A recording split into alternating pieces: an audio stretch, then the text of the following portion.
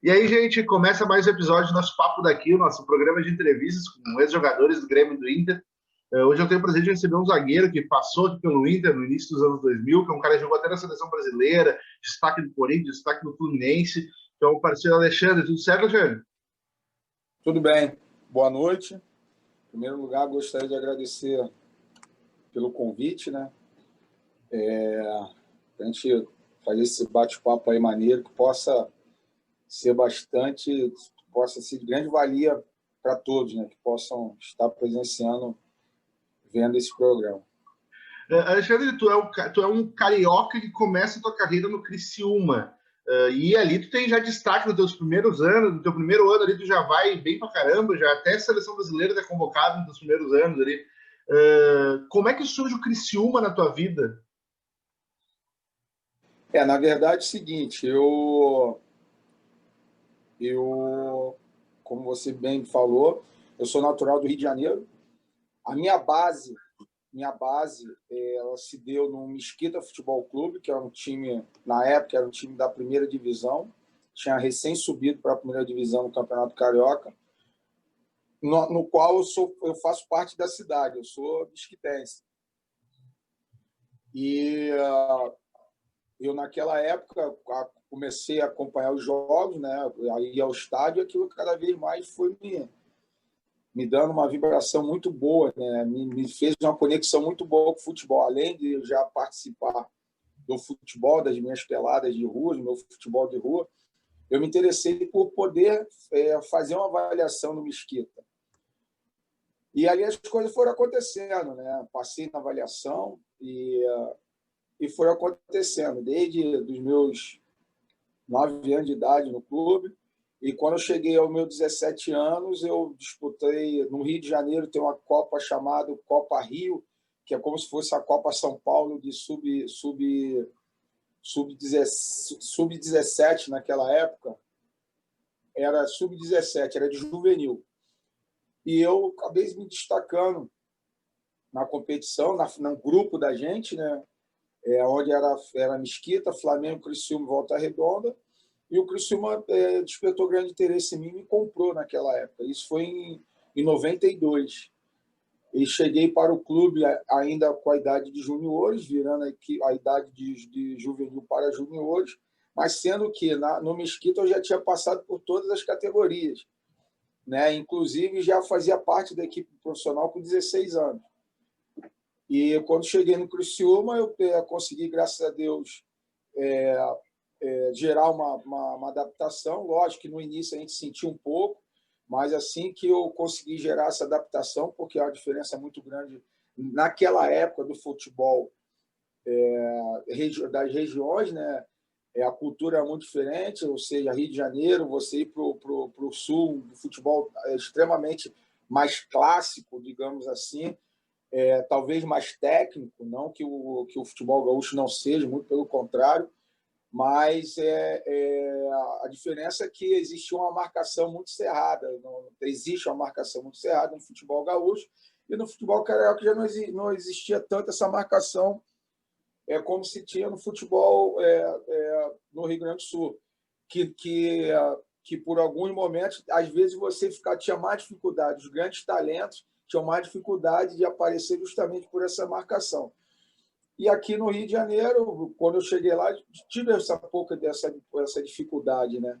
Mesmo sendo zagueiro, mas a gente pouco era pressionado quando a gente tinha a bola, né? E no Sul, não. Em qualquer momento, quando você tem a bola, quando você tem a posse da bola na construção, você está sendo pressionado toda hora. Enfim, eu consegui gerar uma adaptação boa. Já também no meu primeiro ano, já me integrei a equipe profissional.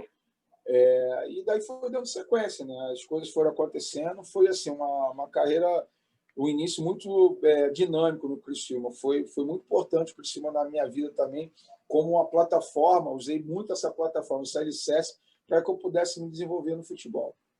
É isso que eu ia te perguntar. Tu sai do Mesquita, tu vai pro Criciúma, ainda com idade de júnior ainda, com 16 anos, tu vai vai para o Criciúma, e em pouco tempo está sendo convocado para a seleção brasileira, sendo disputado por Corinthians e São Paulo, para ver os dois tentando te contratar do Criciúma. O que passa na cabeça de um guri que está começando, acabou de sair do Rio, chegou no estado que ele não conhece ninguém, que era Santa Catarina, e começa esse mundo, tudo dá certo, para ti, coisa boa, tudo deu certo, mas o que passa na tua cabeça quando tudo isso começa a acontecer? Você tocou num ponto muito legal, muito interessante, um tema bem legal para a gente poder discutir e debater. Graças a Deus, eu tenho uma família que tem, eu gosto de falar muito, né, alicerce, pilares, que eu tive um alicerce muito bom, que eu tive os grandes pilares, os grandes valores familiares. E isso eu consegui levar adiante. Na verdade, é muito difícil você... Eu nunca tinha saído da minha casa para dormir na casa de um vizinho. E, de repente, eu estou saindo do Rio de Janeiro a 1.300, 1.400 quilômetros longe da minha casa, morando sozinho, sem família, me abdicando de várias situações, momentos prazerosos da vida, mas eu tinha na minha cabeça que era o foco futebol. E se eu não tivesse junto comigo esses valores que foram construídos desde a minha infância, com certeza a dificuldade seria muito maior. Mas não que eu não tenha tido dificuldade, muito pelo contrário, eu tive dificuldade sim. Como eu falei, para me gerar essa adaptação nos meus primeiros 6 meses, foi muito difícil você chegar numa cidade que praticamente eu estava chegando num país diferente. Você chegar num lugar que você não conhece ninguém e a única coisa que você tem junto contigo é o futebol. Você leva com você aquilo que vai fazer você ter as pessoas mais próximas de você ou não. Se você é um cara que tem qualidade, as pessoas vão te abraçar. Se você não tem, você vai ser descartado. E a cabeça da gente, cara, ela fica muito aguçada. Justamente o que você falou, daqui a pouco, do nada. Isso em 94. Em 94 eu já comecei a ser sondado pelo Atlético Mineiro. O Atlético Mineiro queria, de qualquer jeito, me comprar do Criciúma. E o presidente negou, porque era troca, não era dinheiro, enfim. E, de repente, em 95, eu faço um campeonato, consigo manter a regularidade do meu desempenho no Campeonato Brasileiro em 95, já no Campeonato Catarinense, com um rendimento maravilhoso, sendo o vice-artilheiro da minha equipe como zagueiro, fazendo 9 gols. E você chega no Campeonato Brasileiro totalmente leve, jogando futebol com tamanha felicidade. Aí vai chegando no final do ano, eu fui casado, né, em Criciúma. Hoje eu estou no Rio de Janeiro, estou de volta ao Rio de Janeiro, porque eu trabalho no Fluminense. Eu, casado em Criciúma, o meu concunhado, chamado Valtenor, tinha aquela fax, né? Aquela época se usava o fax. Eu não sei como os clubes, os empresários, eu não tinha empresário, os empresários acharam o telefone dele e começou a chegar fax dentro do escritório dele, de clubes, querendo me contratar, de empresários querendo minha procuração minha, assim, coisa absurda, que eu vou te falar, eu não tinha noção do que estava acontecendo. E você receber, naquela época eu recebi sondagem, até sondagem proposta de grandes clubes, praticamente dos 13 grandes clubes do Brasil, desde Palmeiras, desde Corinthians até Palmeiras, desde Inter até Grêmio, desde o Filipão era louco para me contratar. O Filipão veio conversar comigo um jogo que nós fizemos contra o Grêmio no Olímpico, nós perdemos 1-0, terminou o jogo, o Filipão veio conversar comigo, vem em minha direção dentro do campo e fala: nós estamos querendo te trazer igual louco, está quase tudo certo. Ele falou para mim. Não deu certo, mas deu certo com o Inter, no qual eu sou muito grato. Então, como eu falei a você, o atleta ele tem que estar muito bem preparado. Os agentes, os empresários, não tem que ser somente agentes, participar na hora de negociação. Os agentes têm que ser muito mais que agentes. Eles poderiam ter, acredito que alguns já têm esses setores para poder gerenciar a carreira como um todo do atleta. Ou seja, o que é gerenciar? nortear o atleta em como ele deve prosseguir na sua caminhada, porque é muito difícil. Você sai de 0 centavo, daqui a pouco você passa a ganhar 10, você passa a ganhar 100 mil. São valores totalmente exorbitantes, que isso aí pode causar um bem ou mal-estar para essas pessoas, porque para se juntar R$ 1 é necessário 100 centavos. E muitas pessoas não dão valor a 1 centavo. É aquele 1 centavo que a gente deixa no mercado quando vai comprar alguma coisa que o mercado não te devolve aquele 1 centavo. Ou não estou falando só no mercado, mas qualquer outro lugar. E você acaba, a somatória de tudo isso vai te fazer falta no final. E assim, quando tu passa naquela seleção lá no Mesquita, passava na tua cabeça, por exemplo, que algum dia na tua carreira tu ia defender as cores da seleção brasileira, tu ia jogar num time do tamanho do Corinthians, do Fluminense, do Inter, que eram times dos grandes 13 ali que tu falou antes ali. Isso passava na tua cabeça quando tu começou lá no Mesquita? Então, o futebol ele começou a despertar uma paixão em mim tão grande. Eu estou até desenvolvendo um artigo aí, na verdade um curso, né, para os profissionais iniciantes de futebol, que eu relato essa iniciação da minha carreira.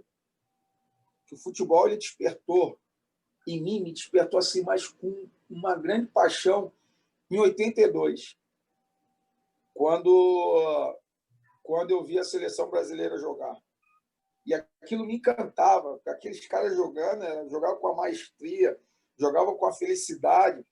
E eu vivia com a camisa da seleção brasileira que meu pai me deu, short, e jogando descalço na rua. Eu não queria tirar aquele uniforme por nada. E você começa a se ver. Do nada você está jogando a pelada de rua, que aí é você contra teu amigo. Daqui a pouco você joga a tua rua contra outra rua. Daqui a pouco o teu bairro contra outro bairro. E assim as coisas foram evoluindo. E você vai para um clube, você passa numa peneira. Pô, eu joguei no time que eu tinha recém subido para a primeira, depois caiu para a segunda. Você, a primeiro momento da tua cabeça, você quer fazer parte da convocação. Ou seja, você quer estar na lista do jogo que vai ter durante a semana. Você treina, e era muito frustrante quando eu não estava na relação, nos primeiros anos, que eu não estava na relação dos jogos. E aquilo me doía o coração. Mas eu falava assim, eu vou chegar lá, eu quero chegar. Me lembro como se fosse hoje, no primeiro jogo que eu viajei, eu fui no banco de reserva, fomos jogar até contra o Petropolitano, aqui na Serra de Petrópolis. Eu fiquei no banco, não entrei no jogo. Mas para mim já foi uma felicidade tamanho, porque eu estava fazendo parte daquele grupo. Eu estava fazendo parte daquele grupo por meritocracia, por ter desempenhado nos treinos. E daqui a pouco as coisas vão acontecendo aos poucos. Você começa a tomar tamanha proporção dentro do clube, você começa a ter um melhor entendimento de jogo, você começa a ter uma melhor e maior competitividade. E as coisas vão acontecendo naturalmente, as coisas vão acontecendo organicamente. E, pô, cara, com certeza, se eu falar para você que um dia eu não sonhei, eu estou mentindo, mas que eu sabia que a dificuldade ia ser muito grande de chegar aonde eu cheguei, com certeza isso aí a gente não consegue mensurar a dificuldade que é você jogar num clube grande. Muita gente não sabe o que é isso, de jogar num clube grande, principalmente na seleção brasileira, no nível que eu joguei com grandes craques do meu lado. Falou ali de 82, que é quando tu te apaixonou pelo futebol. Quem era o teu ídolo na tua infância? Cara, porque eu nasci na época ali, eu nasci em 74, porra, e quando eu me dei conta do futebol, quem era mais falado no Brasil, nessa época de 80, era o Zico. Isso aí, inegavelmente, o Zico, para mim, foi um grande ídolo, porque o cara representou de verdade. Infelizmente, foi um profissional que não ganhou título pela seleção brasileira. Mas é um cara que deixou marcado a sua passagem, o seu legado dentro do futebol brasileiro. Foi a seleção, junto com o Zico, Pô, eu gostava muito de ver o próprio Falcão jogar, eu gostava muito de ver o Sócrates jogar, que elegância jogando, Éder Aleixo. E vou te falar mais ainda, eu tive a oportunidade de jogar com algum desses caras. Eu joguei contra Toninho Cerezo, eu joguei contra Éder Aleixo, eu joguei contra Paulo Isidoro. Então, assim, daqui a pouco você vê na tele, tá vendo os caras na televisão, daqui a pouco você está dentro de campo jogando contra os caras, é absurdo, cara. Aí vem aquela imagem na cabeça. E, lógico, depois, aí, passado o tempo, eu tive um cara que, para mim, era um maestro jogando futebol na defesa, que é um cara que eu queria me espelhar e olhava sempre o movimento dele, que era o Aldair. Por posição, era o Aldair. Para mim, o Aldair foi o Aldair não tinha tempo. O Aldair era um cara que sabia, quando o jogo estava feio, ele sabia dar bicão. Quando o jogo se mostrava difícil, ele dominava a bola com classe. Ele dava passe de direita, ele dava passe de esquerda, ele fazia inversão de jogada com passe direito, fazia inversão de jogada com perna esquerda. Cara, para mim, foi o do the best na posição. Tu olhando e vendo isso tudo, desde os times que tu jogou, times gigantes que tu jogou, desde jogar com caras que tu queria muito jogar e que tu foi fã, de momentos felizes teu no futebol, se tu fosse escolher o melhor momento da tua carreira, dentre todos esses, seja do teu alto nível, seja de título, seja de realizar sonho, qual o melhor momento da tua carreira? Repete de novo no início, que deu uma picotadinha aqui, por favor. O melhor momento, qual tu definiria como o melhor momento da tua carreira? Olha, eu acho que, para mim, o melhor momento da minha carreira foi nessa passagem do Criciúma. Uhum. Porque ali eu era uma promessa. Ali eu era uma promessa e eu virei a realidade. Porque quando você não consegue dar promessa virar a realidade, você vai continuar jogando futebol, mas você não vai ser mais promessa. Você vira de promessa um jogador pontual, depois você vira um atleta experiente. Então eu consegui passar por todos esses pontos do futebol. Desde a minha fase de base, fui promessa, fui pontual e fui jogador na minha experiência de acordo com a idade cronológica ali que foi passando o tempo. Então, o Criciúma, para mim, sem dúvida nenhuma, foi a porta de abertura. Mais uma vez, foi a plataforma que eu usei para poder o futebol do Brasil e de alguns clubes do mundo me conseguir me observar. Mas o que é mais difícil? Tu falou dessas questões de estágios. É mais difícil uma promessa virar realidade ou depois de realidade suprir as expectativas dos times que tu chegava? Olha, a promessa geralmente vai ser uma aposta, porque a promessa ela pode virar grandes frustrações. Quantos e quantos profissionais que foram seleção brasileira categoria de base não conseguiram virar realidade justamente porque se perderam no caminho. Hoje acaba sendo muito recorrente isso aí. E quando você é pontual, você pode sim chegar num clube, mas você ainda não vai ter aquele olhar. Cara, o cara está chegando aqui porque a contratação é a contratação, o cara vai vir para arrebentar. Todo mundo vai ter um pezinho atrás. Mas que você pode chegar dentro desse clube e firmar teu pé, cravar teu pé e falar assim, não, aqui eu virei a realidade. De pontual você vira a realidade daquele clube, porque você conseguiu encaixar, conseguiu entender a metodologia do clube, a filosofia do treinador de trabalho, o seu grupo como um todo, e as coisas conseguem seguir com uma normalidade, ou seja, com trabalho. Né? A normalidade é através do trabalho. Pensando aqui no Inter, né? O papo daqui, a ideia é conversar sobre também histórias envolvendo o time da dupla Grenal. Não foi o Grêmio, era para ter vindo pro Grêmio nos anos 90, mas acabou que foi o Inter depois, não tem problema. Mas como é que surge a proposta do Inter? Teve tantos profissionais que vestiram as duas camisas e defenderam as duas cores com maestria, né? Sim, com certeza. Como é que surge a proposta do Inter para ti? Então, eu tinha acabado de voltar do futebol japonês, Tinha ficado 2 anos no futebol japonês, no antigo Verde Kawasaki, virou Verde Tóquio. Quando eu cheguei lá, já era Verde Tóquio. E o Loris Sander tinha sido meu treinador no Verde. E o Loris Sander chegou no início do ano do Inter, fez a montagem de grupo, e naquele momento parece que o Vinícius tinha machucado o ombro e o como é que é o nome do outro menino? Teve um outro menino que se lesionou também. Não vou lembrar quem. Teve uma lesão de joelho. E o Inter estava necessitando de zagueiro. E como eu tinha feito um bom trabalho, um belo trabalho com ele no Japão, ele pediu a minha contratação para o Inter. E no meu ponto de vista, na minha passagem, né, eu acho que eu fui bem aceito dentro do clube, consegui suprir a necessidade naquele momento, naquele período que eu joguei no Inter, que eu atuei pelo Inter. Pena que foi pouco tempo, mas eu posso dizer que eu fiz parte do processo de formação do Inter campeão, multicampeão.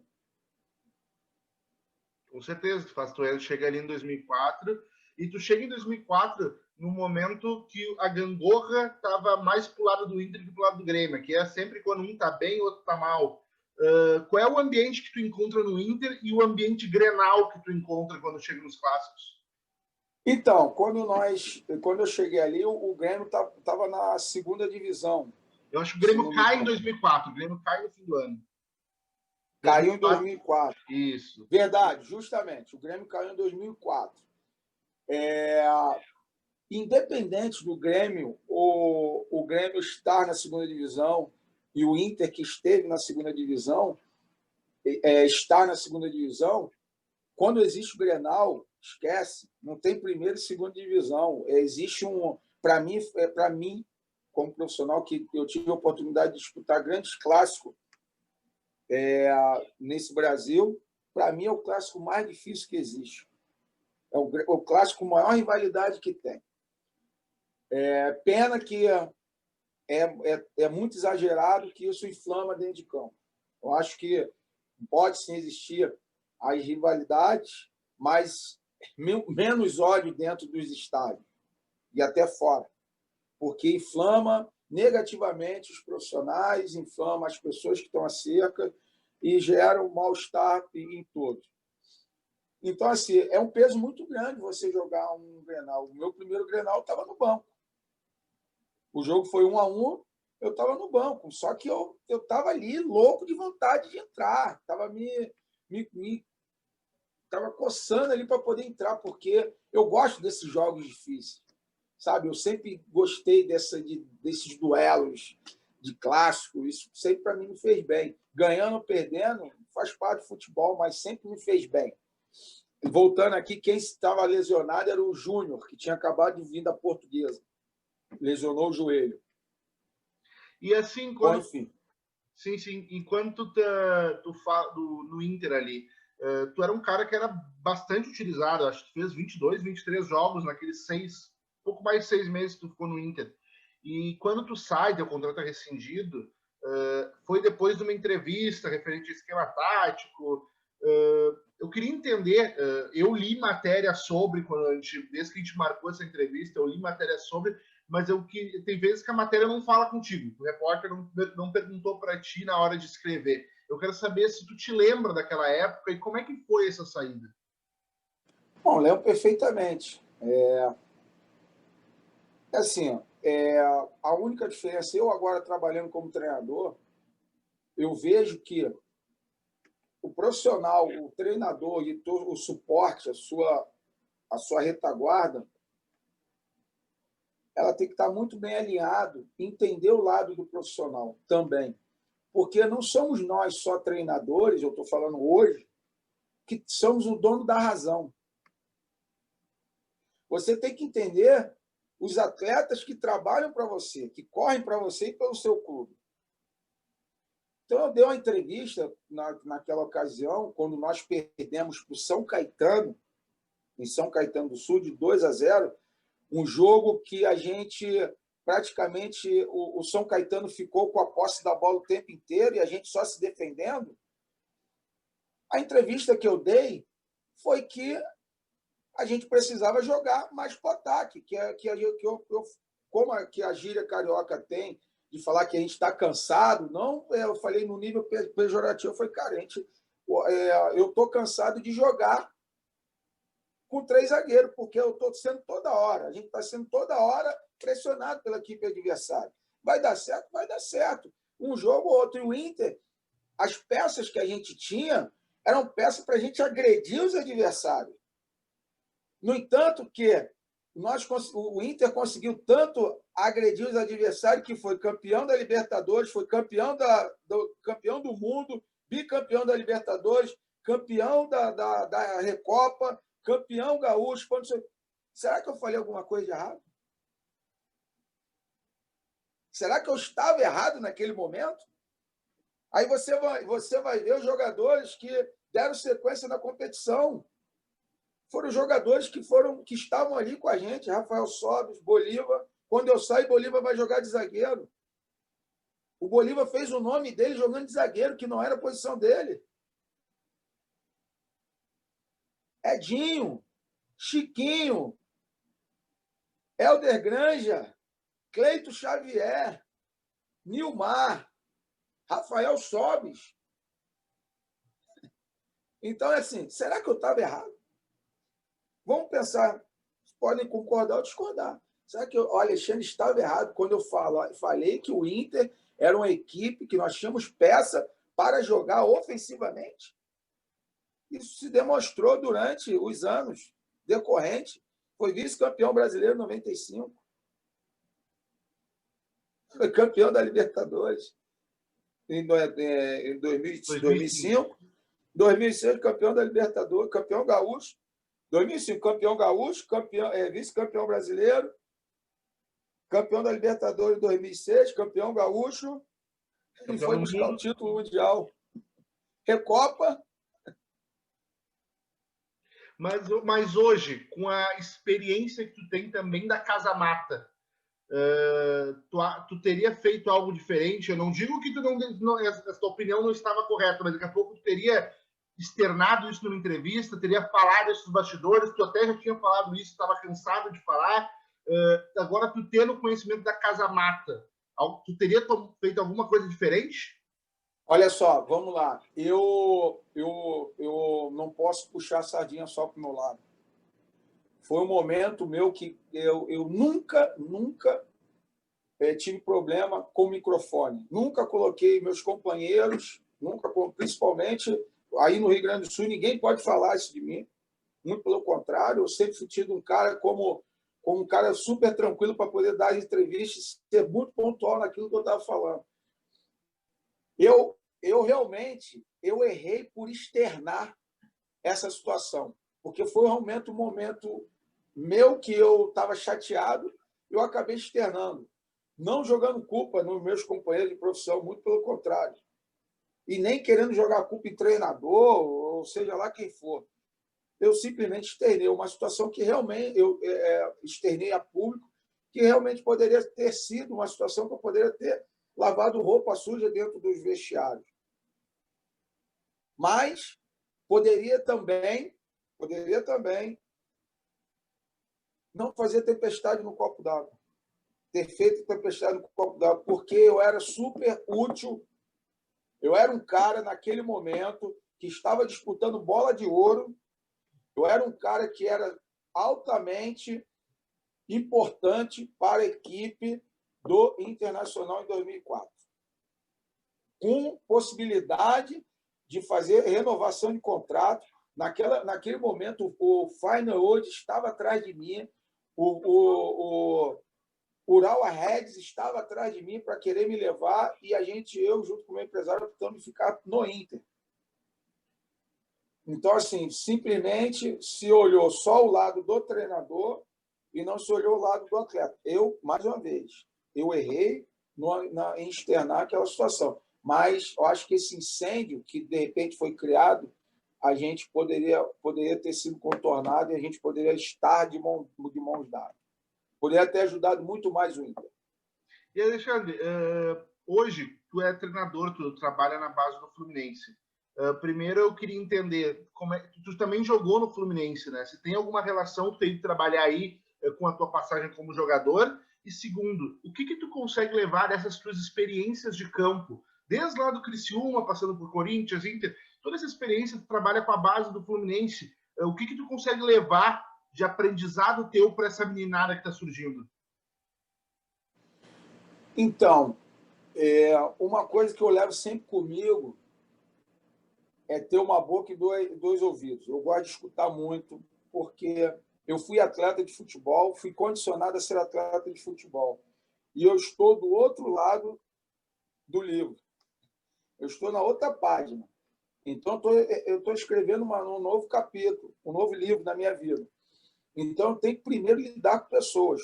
Como eu me lidei como eu era atleta de uma forma, só que agora eu olho de outro ângulo. Então, a gente praticamente somos nós, a nossa equipe, nosso suporte, olhando para 30, 40 meninos. Uma das coisas mais importantes que eu trago desse conceito de atleta para treinador é que eu não falo para os meus atletas que eles têm que fazer aquilo que eu fiz. Cada um dos atletas são ímpares, são únicos. Mas eu consigo identificar, que é super importante, alguns erros.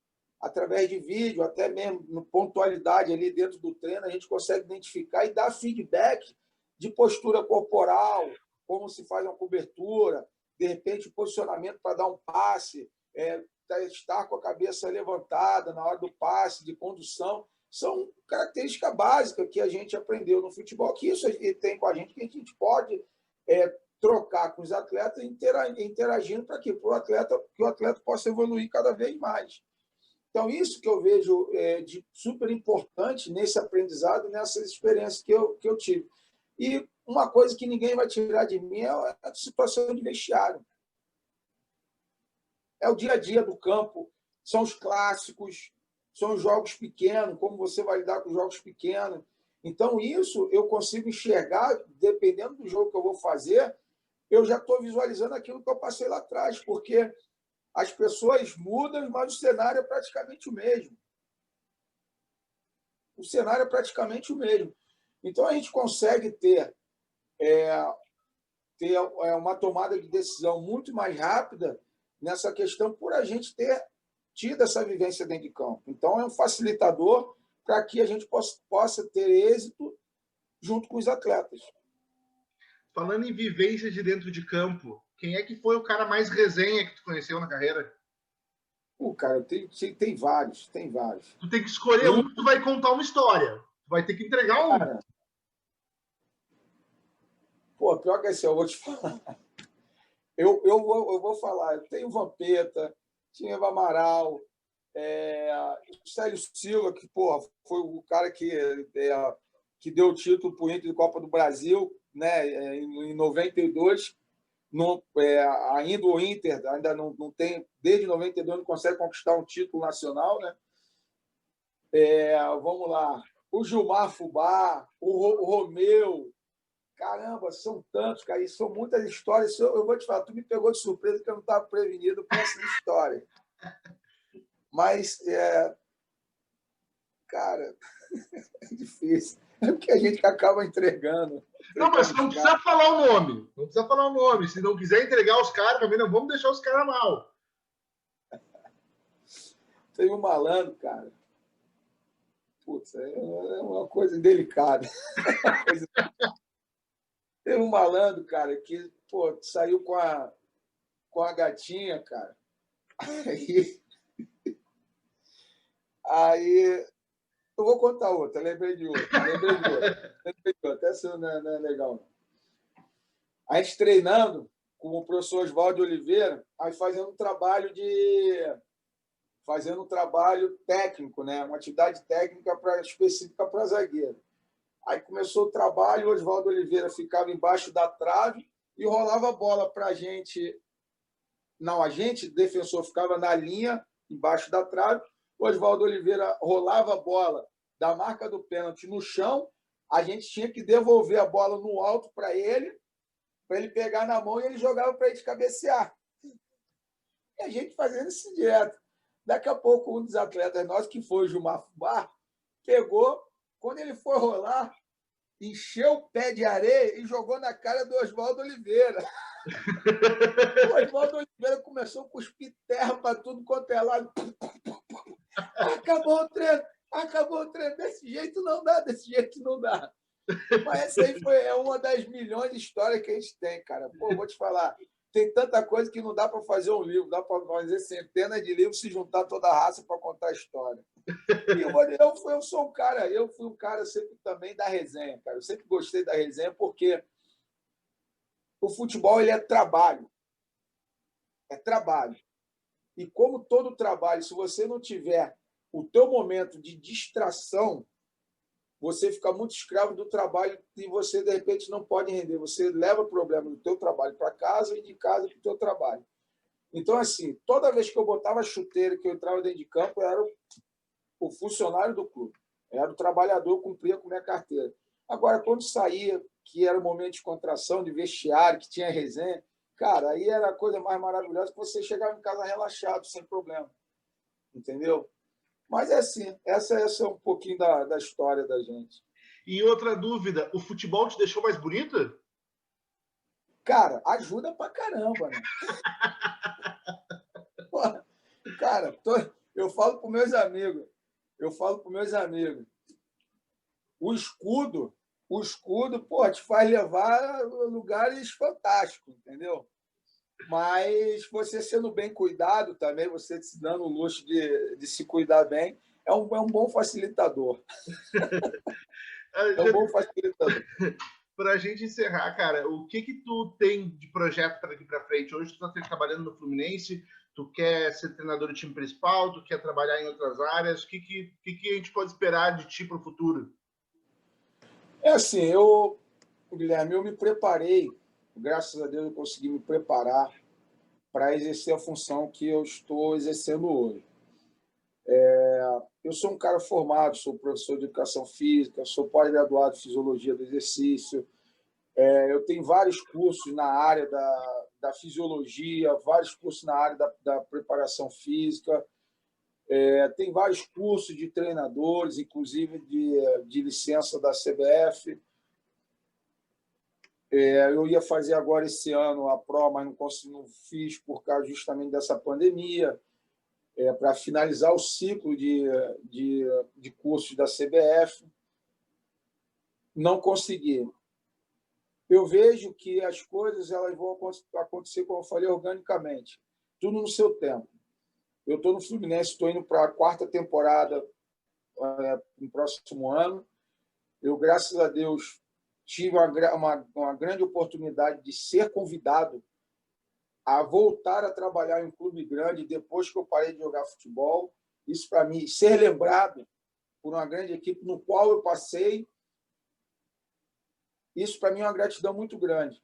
E, com tudo isso que aconteceu, chegar no Fluminense e encontrar os profissionais que aqui estão, que são excelentes profissionais, que nós conseguimos crescer a todo dia, porque a todo dia nós estamos compartilhando ideias novas e as ideias elas vão criando corpo, elas vão crescendo cada vez mais e a gente consegue se abraçar dentro desse mundo de troca de informação.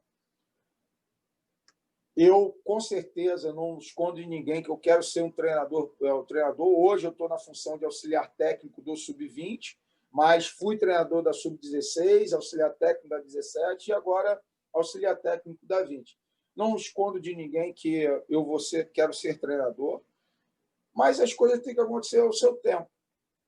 Enquanto isso, eu vou continuar aprendendo, continuar me desenvolvendo como profissional e observando o ambiente como um todo. Para quê? Para que quando houver a oportunidade, quando aparecer a oportunidade, a gente está totalmente preparado para poder exercer. Não que eu não esteja nesse momento, mas cada dia a gente está em constante evolução. Eu falo que aqui dentro do Fluminense a gente faz doutorado e mestrado sempre, porque são grandes profissionais, a gente está do lado de grandes profissionais.